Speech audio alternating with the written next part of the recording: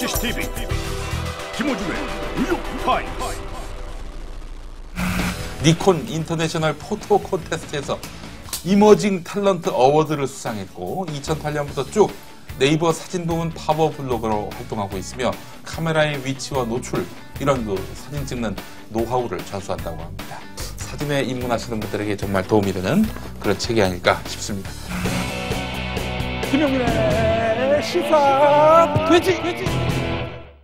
뭐 제가 IST 예를 좀 더 들면요, IST가 어디까지 걸 수 있느냐라는 거를 정부는 공공정책은 못 건다라고 자꾸 얘기를 합니다. 2007년에도 그런 얘기 하지 않았습니까? 예, 지금도 계속 공공정책은 제외다라고 얘기를 하는데 실제로 IST는 사실은 공공정책을 공격하기 위해서 만든 제도이기도 해요. 그렇죠. 정부를 시비 건다는 게. 그러니까 결국은 예. 정부한테 시비 걸기 그렇죠. 공공정책밖에 없기 예. 때문에 그래서 어디까지 걸었느냐면 미국의 영리 병원 기업 하나가 캐나다도 우리나라처럼 똑같이 건강보험 외에 돈을 따로 받으면 위법입니다. 우리나라 건강보험 당연 지정제 같은 거예요. 근데 이거 영리병원의 이득에 손해를 끼친다고 그거 제도를 캐나다의 건강보험 당연 지정 제도를 제소했어요. 오. 그러니까 의료보험 제도 자체를 붕괴시키는 거네요. 예, 그러면. 그게 만일 국가에? 예, 그게 이제 만일 저쪽이 지면 캐나다가 지면 그게 문제가 되는 거고요. 진행 중인가요, 그럼 그거는? 그거는 이제 중간에 합의를 서류를 제출하지 않았다고 기각도 아니고 뭐 좀 이상하게 됐는데 어쨌든 그런 걸 제소할 수 있다라는 것 자체. 그리고 어느 한 사람이 그걸 제소했을 때 한국 사람들이 건강보험 당연지정제를 굉장히 중요시 여기지만 미국 투자자 한 사람이 그걸 제소해가지고 걸려서 지게 되면 그걸로 끝나버린다는 거죠. 그럼 미국 일개 기업이 우리나라 의료보험 제도를 없애버릴 수도 있는 거예요? 근간을 흔들 수 있는. 예. 캐나다에서는 우체국도 걸렸었잖아요. 캐나다 우체국도 왜요? 택배하고 차별한다고. 맞아. 페덱스나 뭐 이런 거와 캐나다의 이제 UPS라는 UPS가 캐나다에 캐나다 포스트를 걸었는데 캐나다 이제 택배 제도, 캐나다 우체국이 하는 택배 제도는 국가의 보조를 받으니까 우리랑 경쟁할 때 이거 얘네가 이득 본다. 이런 걸로 걸고 그거 외에도 걸 수 있는 거는 다 걸어요. 예를 들어서 이번에 중미 FTA에서는 전기요금이 너무 올라서 전기를 민영화했어요. 볼리비아 아닙니까? 볼리비아? 볼리비아는 네. 이제 수도고요. 볼리비아는 말씀하셨듯이 편집해주세요.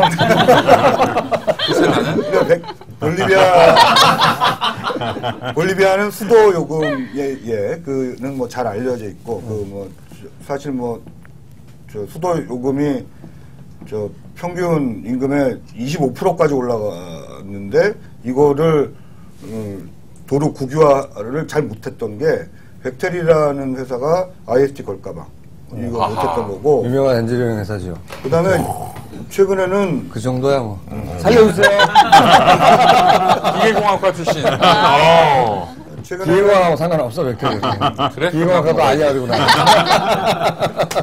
전기요금이 너무 높아졌다고 정부가 전기요금을 내리라고 했더니 이거 전기요금 안 올리면 우리 영업이익 침해다라고 해서 국정부를 제소한다거나 이런 온갖 것에 다 걸고 얘가 워낙 많아서 이런 것도 있었습니다. 마일드라는 말을 캐나다 정부가 쓰지 못하게 담배에다가 마일드란 말을 이제 쓰지 순한 맛. 네, 순한 담배 이런 걸 갖다가 못하게 하려고 했어요. 왜냐면 무슨 맛일까? 순한 담배라고 하면 폐암이 순하게 걸리는 게 아니기 때문에 그렇게 해갖고 이제 그런 말하자면 보건 정책이죠. 근데 이런 걸 못 쓰게 하려고 그랬는데 누가 걸었냐면 필립 모리스가 당연히 걸었죠. 그러니까 마일드 세븐 만드는 담배 회사가 이거는 상표권 침해 이렇게 걸어가지고 중재 의향서만 보냈죠. 예, 그렇게 이제 말하자면 이것도 굉장히 중요한 얘기인데 그렇게 해서 건 것도 아니고 건다 그러면 걸릴 것 같으면 의향서로만 보냈는데 정책이 처리됐어요. 쫄게 만드는 거예요. 네, 이른바 이축 효과. 그러니까 쫄게 만드는 효과가. 근데 이제 쫄거든요, 정부는. 이거 왜냐면 어차피 소송을 가면 비용이 엄청난 비용을 정부가 물어야 되니까 소송 비용 자체가 어마어마하니까. 아니 그러니까 이를테면 마일드라는 말은 세계 보건기구에서 못 쓰게 하는 말이에요. 그다음에 호주에서 논란이 됐던 게 지금 필립 모리스가 호주도 그랬잖아. 홍콩 통해서 ISD가 없는데도 미국과 미국하고 ISD를 맺지 않았는데 어떻게 했냐면 그 홍콩 지사, 그 미국 담배 회사의 홍콩 지사를 통해서 홍콩하고 호주하고는 또 ISD를 맺었으니까. 네, 그렇게 해서 걸어요. 저 삼국을 통해서. 담배 가게다가 그 피암 사진, 목 뚫린 거, 그런 거. 워낙 많아서. 그리고 이제 제가 그 법무부 자료인데요. 법무부 자료에서 쉬운 예를 하나 찾아서 종종 읽고 다닙니다. 미국 국적의 투자자가 카자흐스탄 알마티에다가 주상복합주택 프로젝트를 참여했어요. 근데 땅을 샀는데 하필 국립 수목원 부지예요. 알고 샀겠죠. 아니, 그렇죠. 사기꾼하고 해가지고 샀을 거 아니에요. 그래 이제 국가가 야 그거 안 돼. 국립 수목원 부지잖아. 그래서 사업하지 마 이렇게 거부를 해요. 그럼 우리나라 같으면 당연하게 받아들이겠죠. 그렇죠. 수목원 부지를 산 놈이 나쁜 놈이죠. 등기부등본도 확인하지 않고 샀다. 그건 나쁜 놈이거든요. 토지대장도 확인하지 않고 용도도 확인하지 않고. 그러면 당연히 취소시키고 그래 네가 크게 잘못했으면 계약금도 받아가지 말고 그렇지 않으면 계약금 정도만 돌려받아가 이렇게 하면 끝나겠죠. 근데 투자자 입장에서는 어때요? 정부 조치로 내가 큰 피해를 입은 거 아니에요. 투자 이익 손해를 본 거 아니에요. 이걸 걸어요 이걸. 이런 걸 다 걸어요. 그러니까 예를 들어 이걸 다 걸어. 미국 기업이 네. 우리나라의 부동산 업자와 그렇죠. 그린벨트를 샀어. 그렇죠. 그런데 자기는 몰랐다고 그래. 그렇죠. 그래도 공장을 짓겠다고 지금까지는 그래. 민사소송 문제였단 말이에요. 우리나라 법원에 해결되는. 네. 그런데 미국에서는 당신들이 그린벨트든 아니든 난 샀다. 네. 그리고 거기서 공장을 짓겠다. 정부가 못하게 하면 정부를 제소해서 이길 수 그렇죠. 있다. 미국 법률 중에 포괄적 수용이라는 어려운 법리가 하나 있는데 거기에는요. 그 사실을 미리 알았다는 것만으로 면책되지 않아. 정부 책임이 판례가 있어요. 그러면 이건 각하보다 센데? 네. 각하는 최소한 자신의 내곡동 사설을 위해서 오랫동안 준비를 해요. 그린벨트 관련법을 바꿨거든. 근데 여기는 그럴 필요가 없네, 미국은? 네, 그래서 사실 이게 또 내국인하고 외국인하고의 차별이라고 얘기도 해요. 왜냐하면 외국인들은 그렇게 각하가 이걸 모르는 게 틀림없어요. 그래서 그런 차별이 안다면 생겨요. 자기 재산을 이런 식으로 침해한다면 우리 각하도 화내실 수 있네. 결과적으로 네.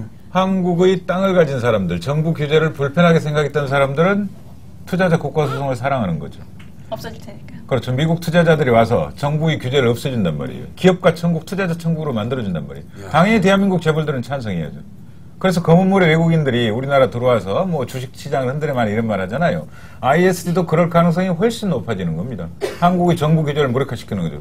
결과적으로 시민사회에서 투자자 사회로 가버리는 거예요. 99%는 1%로 가버리는 거죠. 여기서 소설이 하나 등장할 수가 있어요. 어떤 소설이 등장할 수 있냐면 우리 각하가 왜 이렇게까지 FTA에 매달리느냐. 인천공항을 말이죠. 인천공항을 끝까지 민영화하시려고 우리 각하께서 열심히 노력 중이시잖아요. 근데 우리가 항상 주장하는 소설 중에 하나가 이건 인천공항을 매각하려고 하는 게 아니라 매입하려고 하는 거 아니냐. 네, 그 지분 중에 일부 펀드에 검은머리 외국인으로 참여하여 본인이 매입하려고 하는 거 아니냐. 라는 말도 안 되는 소설을 저희가 계속 써오고 있어요.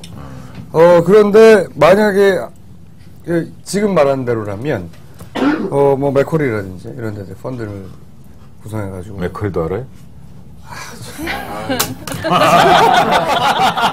아니 주로 다국적 그쪽 컨설팅이나 건설회사들을 많이 하는구나. 쭉 이름 말하는 백텔, 뭐 맥커리. 뭐. 우리 각하에 대한 연구가 아주 깊습니다, 제가. 신학을 전공한 저도 합니다. 아니 물씬을 시대니까 당연히 알아야죠. 어쨌든 이게 아다리가 맞는다. 뭔가 자신의 이익에 부합되지 않는 일은 절대 우리 각하에서 하지 않거든요, 원래. 예? 말씀하셨듯이 한미 합작 회사를 설립한다면 예. 그렇게 되면 한미 합작 그리고 사실 한국의 재벌 중에 미국 투자자가 없는 기업이 없는 거거든요. 따라서 한국 재벌이 왜 뭐 조금 불평등하다고는 하지만 이걸 왜 한미 FTA를 한국의 뭐 정경련이나 뭐 이런 쪽에서 다 찬성을 하느냐 하면 한국의 재벌이라는 것들이 결국은 이미 다 합작 회사이기 때문에 한국의 재벌도 당연히 정부의 공공정책의 규제를 받지 않기 때문에 ISD에 찬성을 하는 것이고, 그리고 또 이제 방금 말씀하셨지만 이 MOU를 한번 맺으면 설립 전, 그러니까 계약을 맺어도 투자를 하기 전에도 투자 계약만 맺어도 이거 ISD 대상이 돼요. 이 한미 FTA에서. 굉장히 파워풀한 거군요. 생각했던 것보다. 이거는 기본적으로 정부의 기능 자체를 완전히 무력화시킬 수 있는 거예요. 그것도 이쪽에 일개 기업이 예. 돈만 많으면 좋아. 기업과 국가가 맞짱 뜨는 거예요. 대등하게 투자자와 투자자라고 해야죠. 주식 한 주만 가져도 할 수 있으니까. 투자자와 국가가 맞짱 뜨는 거죠. 정부는 이런 얘기도 합니다. 우리 기업이 네. 미국 정부를 상대로 해서도 제소할 수 있는 거 아니냐, 동등한 조건 아니냐 이렇게 보는데. 미국은 소송 일어날 리가 없죠. 아까 말씀드린 정부 규제 권한 자체가 거의 없는 나라잖아요. 투자자 천국인데 뭘 규제하겠어요. 돈만 들어와서 일자리만 만들어주면 최고라고 생각하는 나라인데 그렇잖아요. 근데 뭐 지금까지는 어쨌든 미국 정부는 진 적이 없고요. 그 미국 법 제도 자체가 이제 그런 형태로 되어 있기 때문에 또 하나는 사실은 그건 한국의 투자자가 미국에 와서 이긴다고 해서 그건 1%의 문제고 싸움이죠, 1%. 사실은 우리 99%는 한국 투자자가 미국 가서 뭐 득 본다고 해서 크게 우리한테 득이 될 건 없거든요. 다만 한국에서 이 한국의 공공제도가 무너지고 특히 뭐 공공요금에 대해서까지 문제 제기를 할 수 있게 되고 뭐 이렇게 되는 거가 지금 이제 아주 심각한 문제가 됩니다. 확 와닿는 게 서울시 버스가 지금 준공영제 아닙니까? 예. 그 시에서 보조를 하는 개념인데, 근데 이제 만약에 미국에 버스 업체가 들어온다 이럴 경우에는 여기 보조금 주지 마. 그러면은 요금이 확 올라갈 수 있는 그런 예지가 있는 것이고 그런 건가요? 뭐 그 부분은 이제 유보 뭐 이렇게 여러 가지 복잡한데 이 정도까지는 가능합니다. 그러니까 그 공공요금에 대해서 많이 올라간다 이거 괴담이다라고 또 얘기를 하고 있는데요. 근데 이제 지금 한국의 가스 같은 경우는 수입은 도시가스공사가 이제 다 한꺼번에 하는데 소매는 이게 지금 다 민영화가 됐어요. 그래서 GS하고 SK가 이제 반반씩 40% 정도가 넘습니다. GS가 사실은 한국 기업 같아 보이는데 GS, 칼텍스 이렇게 되지 않습니까? 이게 칼텍스가 산 아니죠? 칼텍스가 이게 미국 한 기업이에요. 번만 더 해주세요. 네. 웃음을 포인트 놓쳐버렸어요. 한 번만 더 해주세요. 네, 못해. GS, 칼텍스 이거야. 하여튼 이 칼텍스가 미국 기업인데 워낙 큰 기업에서 콘돌리자 라이스 그 사람이 대주주예요. 오. 예. 예전에 그 국무장관에 국무장관 여자분. GS 칼텍스가요? 칼텍스의 대기업이죠. 예. 그러니까 이 대주주죠. 그러니까 이렇게 되면 근데 지금 서울시에서 지방조례로 도시가스 요금을 정합니다. 근데 이 도시가스 요금이 마음에 안 든다. 우리 칼텍스의 이 주주의 이득에 도움이 안 된다. 영업이익을 침해한다. 이렇게 해서 너무 낮게 책정을 하게 되면 칼텍스가 여기다가 콘돌리자 라이스가 박원순 시장한테 걸 수가 있는 거예요. 말하자면. 이거 한 가지만 이제 요금을 올리라고. 예, 요금 올려라. 가스비가 너무 싸다고. 예. 뭐 국가 안보는 일반적으로 이제 한미 FTA 예외인 건 맞아요. 근데 조금 투자자 국가소송 관련해서는 고작 이 정도 예를 들어놨습니다. 공중보건, 안전, 환경 및 부동산 가격 안정화 정책 이런 식으로 예시적으로 고작 넷을 드러났어요. 그러면 여러분들이 투자자면 어떻게 해석하겠습니까? 이것을 좁게 해석하겠죠. 국가는 넓게 해석하겠죠. 그럼 서로 합의가 안 되겠죠. 그럼 소송으로 가는 거예요. 그 다음에 두 번째로 미국에서는 소송이 일어날 확률이 작은 게요. 이를테면 우리가 현대자동차가 엘라바마에 공장을 짓는다. 지금 많이 지어놨죠. 그 연방정부가 허가해 주는 걸까요? 다 주정부 권한입니다. 근데 한미 FTA는 주정부에 적용되도록 돼 있어요? 안 돼 있도록 돼 있어요? 안 돼 있잖아요. 그 소송 자체가 필요가 없는 거예요, 이건요. 그리고 더구나 아까 말씀하신 대로 한미 FTA 이행법에 주정부 권한 침해하지 않고 그다음에 미국 법과 충돌했을 때는 미국 법이 당연히 우위고 그럼 들어갈 여지가 있어요, 없어요? 이걸 들고 와서 이 법정 가지고 와서 야 우리 얘기를 위해서 주장할 수 있어요, 없어요? 그런 거짓말을 하고 있는 거죠. 그거야말로 괴담이죠, 그건. 네. 그런데 청와대에서는 IS는 우리가 지켜야 할 가치다. 뭐 그런 워딩을 했지? 1%를 위해서 우리가 지켜야 할 가치라는 우리가 누구냐? 비즈니스 프렌들리 정부에서는 맞는 말이죠. 비즈니스 프렌들리니까. 미국에 진짜 출마하려나 봐. 우리 가깝겠어. 그래가지고 저희가 ISD하고 불평등 협정 얘기했고 그 외에 가장 많이 얘기되는 것 중에 하나가 레칫 조항이죠. 레칫 조항. 역진 방지 조항. 네, 이거 개념 어려워하는 분들이 있는데 설명해 주시죠. 기자분이 하시죠. 역진 레칫이 톱니바퀴니까. 톱니바퀴를 역으로 못하는 이게 서비스하고 투자 분야이고요. 한 번 개방한 한 분야에 대해서는 다시 되돌릴 수 없다라는 거. 납장불입. 그렇죠. 네, 낙장불입. 낙장불입. 이게 제일 적절한 표현인 것 같아요. 그래서 예를 들면 이제 우리 스크린 커터가 예를 들 수 있는데 스크린 커터가 원래 73일로 지금 줄였잖아요. 근데 지금 협정매도 73일로 돼 있어요. 근데 만약에 우리나라에서 우리 뭐 한국 영화 잘 돼서 50일로 줄인다. 그러면 사실은 협정문이 73일로 써 있으니까 50일로 하다가 만약에 해보니까 한국 영화 잘 안 돼 다시 73일로 늘리겠다. 이러면 못 한다는 거죠. 협정문이 73일로 써 있지만 기본적으로 50일로 우리가 한번 개방을 하면 그 개방이 다시 또 딱 걸려서 그게 기준이 돼서 다시 또 개방하는 방향으로밖에 갈 수가 없다. 개방화, 민영화, 자유화는 후퇴시키지 말라는 거예요. 그러니까 예를 들어 수도 민영화 민영화 안 했는데 되죠. 그건 다시 국유화나 구형을 그 만드는 거죠. 수도세가 너무 많이 나와 사람들이 아우성을 치니까 나라에서 그럼 다시 네. 국유화하겠다 할 수가 없다는 거지. 네. 아무리 올라가도 수도값이. 그건 미래 유보, 현재 유보 있는데 미래 유보로 돼 있으면 다시 국유화는 할 수가 있기는 있어요. 그러 하려면 수용 보상을 해야 되는 거죠. 그러니까 그거를 정부가 다시 돈을 주고 사야 되니까. 근데 그거를 40년 계약을 했는데 예를 들어서 5년 만에 네, 너무 많이 수도값이 올라가지고. 그래서 백텔도 똑같은 얘기입니다. 30년 계약을 했거든요, 백텔이. 근데 이거 해보니까 갑자기 이렇게 나고 폭동이 날 정도니까 국유화를 하려 그러면 나머지 25년 어치를 다 정부가 물어줘야 되는 거예요. 그 영업이익을. 그러니까 이 돈이 없지. 그렇죠. 그러려면 차라리 그냥 맡겨놓는 게 차라리 싼 수가 있어요. 그래서 투자 정부 제소제도 수용 보상은 몽땅 예외입니다. 공공정책에서도 최소한의 대우, 최소 기준 대우하고 수용 보상 이 두 부분은 다 예외예요. 공공정책 통째로 다 예외라서 미래 유보로 돼 있어도 그러니까 한국이 다시 국유화할 수 있는 부분으로 돼 있어도 이건 ISD에 걸리고 현재 유보 스크린 쿼터처럼 현재 유보로 돼 있으면은 레치세 걸리고 거기다 한국 정부가 알아서 민영화하고 인천공항처럼요. 그렇게 민영화하면 이게 다 걸려서 한번 민영화하면 다시는 못 돌아오는. 그러니까 민영화로 가는 편도차편.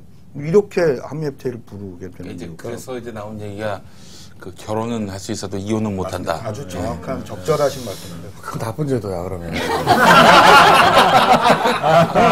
내가 이혼해봐서 하는데 그거 굉장히 나쁜 제도다. 사람 죽어. 레치도 있지만 저것도 있지 않습니까? 그 최혜국 대우. 네, 미래 최혜국 대우. 네. 그러니까 이제 앞으로 다른 나라하고 한국이 FTA를 체결했는데 그 한미 FTA보다도 내용이 좋으면은 미국도 당연히 그렇게 대우를 해줘야 된다. 네, 자동적으로. 자동으로 들어오게 돼 있어요. 뭐 그런 게 다 있어. 어? 그런 거는 한미 FTA 처음, 미래 최혜국 대우는 처음 FTA 는 우리나라가 처음으로 도입한 거예요. 나라마다 특성이 있으니까 주고받는 게 다를 거 아니에요. 네. 그래서 우리가 그 나라에 특별히 얻을 게 있으면 그 나라한테 약속을 줄 해줄 수도 있는 텐데 것인데. 그건 무조건 들어오게 돼 있어요. 또 기가 막히게. 항상 미국은 협상 테이블에 앉지 않더라도 그렇죠. 최고로. 가만히 앉아서. 네, 우리가 다른 나라와 미국보다 더 좋은 조건으로 하면 계약을 하게 되면 미국은 자동으로 그 조건을 적용하니까 예. 미국이 너무 좋네. 조건이. 이걸 포기할 리가 없네. 제협상 절대 응하지 않네. 각하가 우리나라 사람이 아닌 게 맞네. 뼛속까지 친미가 많네. 그리고 아까 이제 미래유보, 현재유보 얘기를 하셨으니까 이제 기본적으로 뭐 다 많이 아시겠지만 이게 한미 FTA인데 네거티브라 그래서 우리가 개방하지 않는 목록만 적어놓고 나머지는 다 개방하지 네거티브 리스트. 그러니까 여기에 적혀있지 않는 거는 포지티브 기본적으로 다 개방인 거예요. 그러니까 새로 도입되는 우리가 새로 시작하는 무엇이든지 간에 그건 다 개방을 전제로 하는 거죠.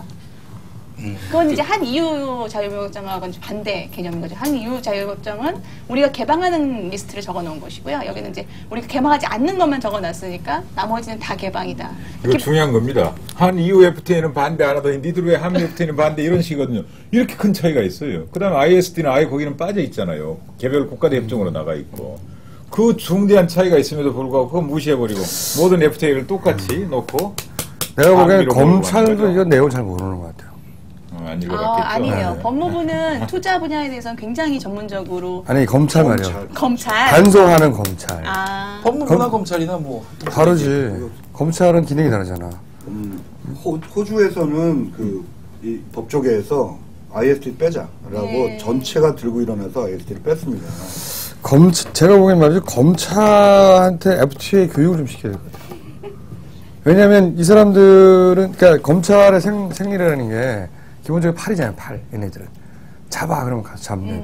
하지만, 그들도 이 나라에 살고 있기 때문에 앞뒤를 잘 알면 좀 팔을 덜 휘두르지 않을까? 이런 수도 있습니까? 예를 들면 투자자가 뭐 하여튼 부당한 행위를 해가지고 기소를 당하게 됐다. 그럴 경우에 이것도 소송 걸 수 있습니까? 예. 그러니까 어떤 예가 있었냐면요. 그러니까 법원의 판결도 이제 ISD 대상이 됐었고, 투자자가 어떤 사람을 기소하라고 했는데 검찰이 무혐의 처리를 한 거예요. 네. 그래서 그것도 대상이 된 적이 있어요. 검찰이 그렇게 해서 이제 네. 절차 위반만 찾아내면 갖고 갈 수가 있어요. 네. 절차 위반만 찾아내면. 야, 뭐 실제로 우리나라를 마음대로 할 수 있네? 그럼 좋은 건가? 그러니까 우리도 외국인 친구를 미국인 친구를 하나 사귀면 좋은 거죠.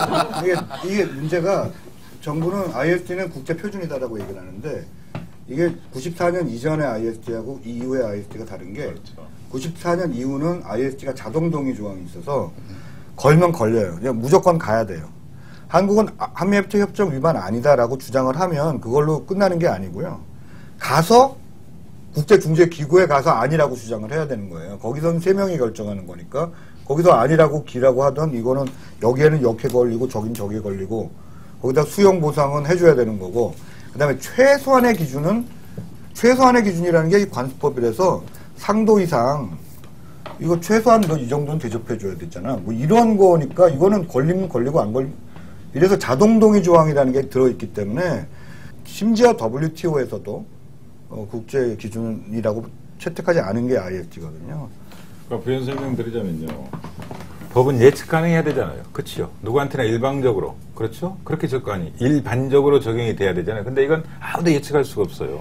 거의 유사한 사안을 놓고 모순된 판결 나온 사례도 많고 그 다음 누가 재판관 될지도 모르고 우리 대법관 청문회 왜 합니까? 그 사람이 어떤 생각 가지고 있는지 들여다보는 거예요. 예측 가능한 판결을 받겠다는 거예요. 들쑥날쑥 안 되니까. 근데 그런 게 없단 말이에요. 이게 얼마나 괴로운 건데요, 사실은.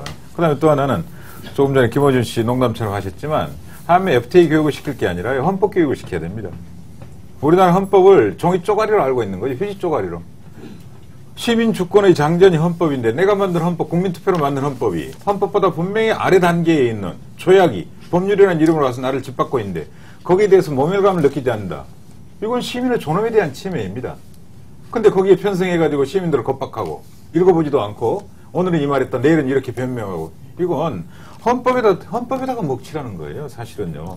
그러면 우리나라 재벌들은 왜 이 한미 FTA에 대해서 반대하지 않는 걸까요? 그들의 구체적인 이익이 뭡니까?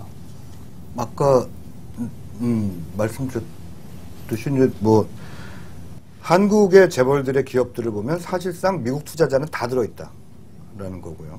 그렇죠. 삼성전자도 한 60% 되죠. 예. 네, 그러니까 그리고 합작 기업이 굉장히 많고요. 사실 민영화를 했을 때 합작으로 해버리면 되는 거고 또.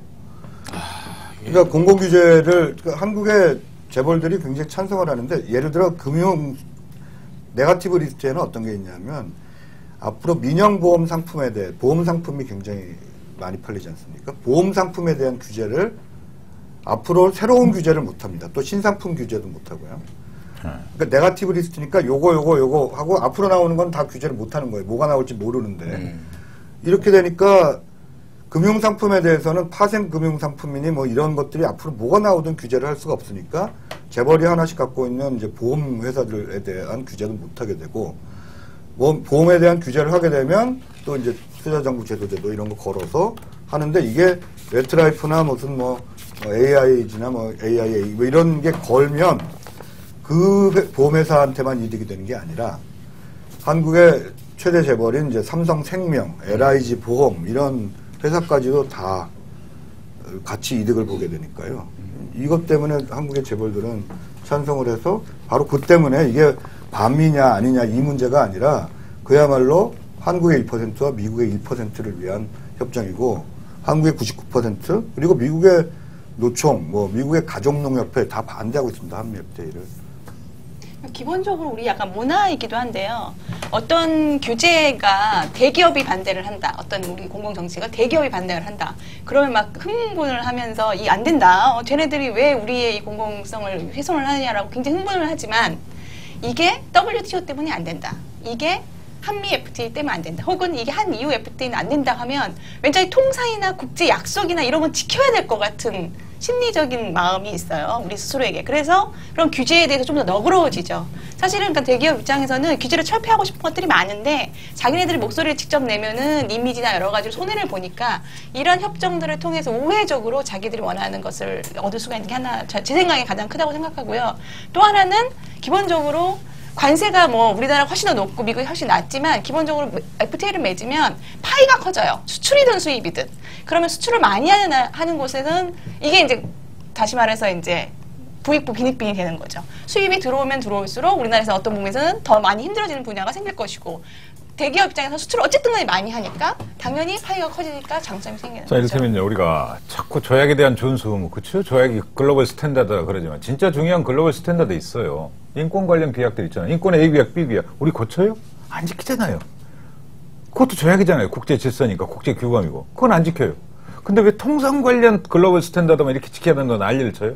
그래서 자꾸 강조드립니다만 우리가 반대하는 이유는 관세나 물품 수수료 낮추는 협정이 아니라 법과 제도를 바꾸는 거예요. 근데 저희가 한미 FTA 이행 법률을 요즘 그 중요한 챕터만 복사해가지고 다니는 이렇게 돼 있어요. 이를테면요. 자기네 농업 부분을 한미 FTA를 이행하는데 법이나 행정조치 변경은 필요 없다. 우리 우 박사님 계십니다. 의약품이나 의료기기를 이행하는 데는 법, 행정부 규정 및 실무 변경조차도 필요 없다. 위생 및 식물 검역. 우리는 엄청 바꾸잖아요. 그렇죠? 여기는 이행하는데 법이나 행정조치 변경 필요 없다.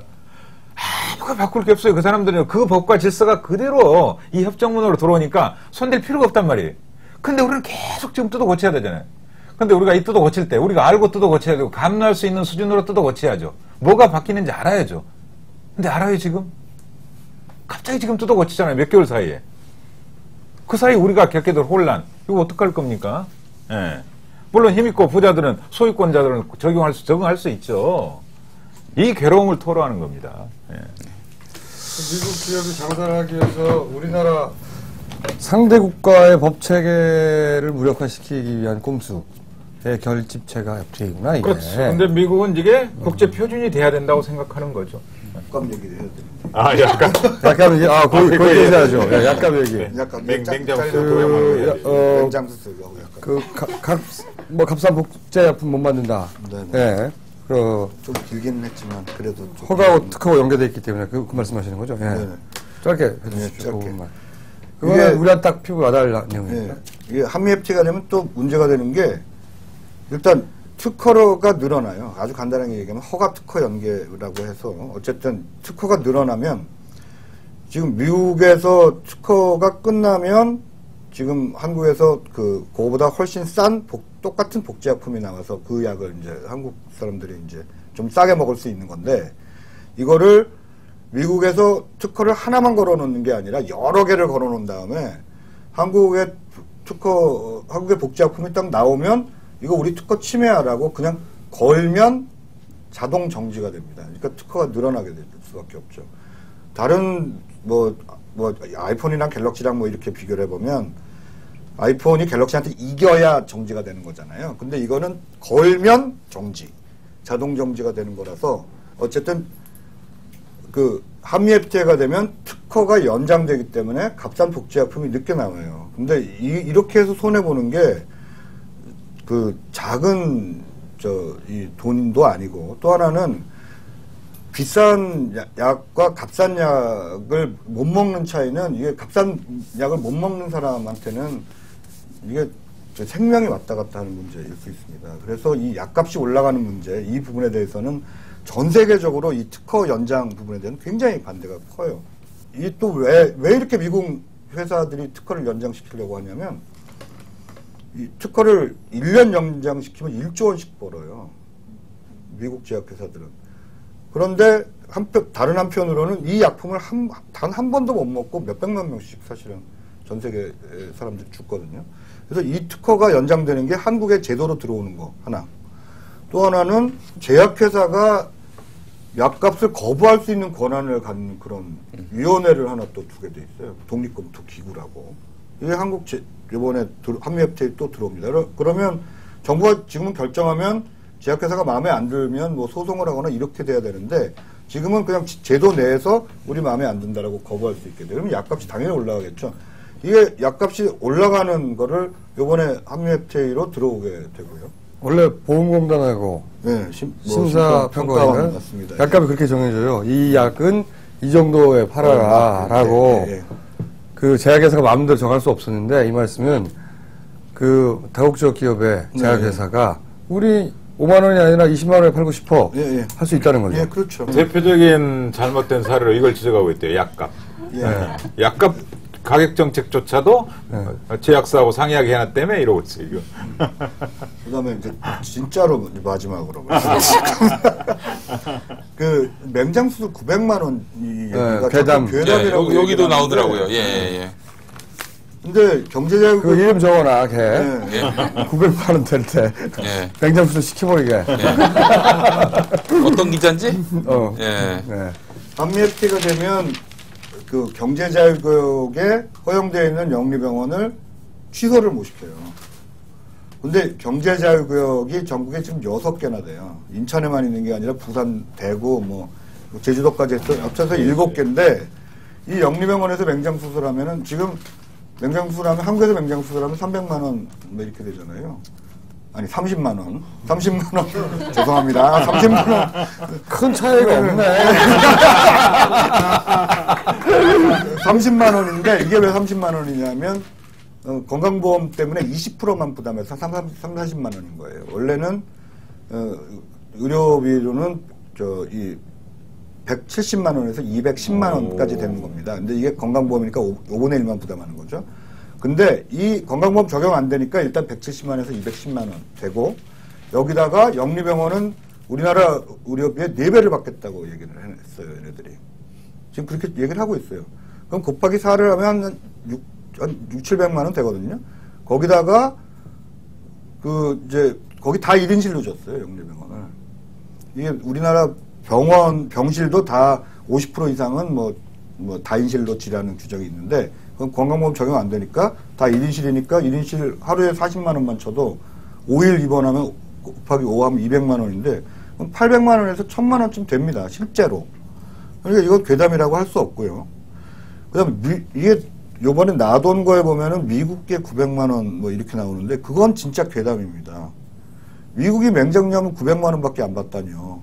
1,300만 원, 2,000만 원 이렇게 받아요. 그러니까 미국 맹장 수술이 900만 원이라는 건 진짜 괴담이고 한국에 거기 야매로 하면 그렇다는 한국에 한미 FTA가 되면 그 영리병원에서는 또 이 900만 원 실제로 되고 그다음에 아까 말씀하신 레치세 걸려서 경제자유가 계속 늘어나지는 거지 줄이면 안 돼요. 경제자유국은 지금 원래 체결할 때는 3군데였는데 지금은 6군데고 정부는 또 이제 강원도와도 만들고 충북에도 만들고 이렇게 9개로 늘린다고 하고 있어요.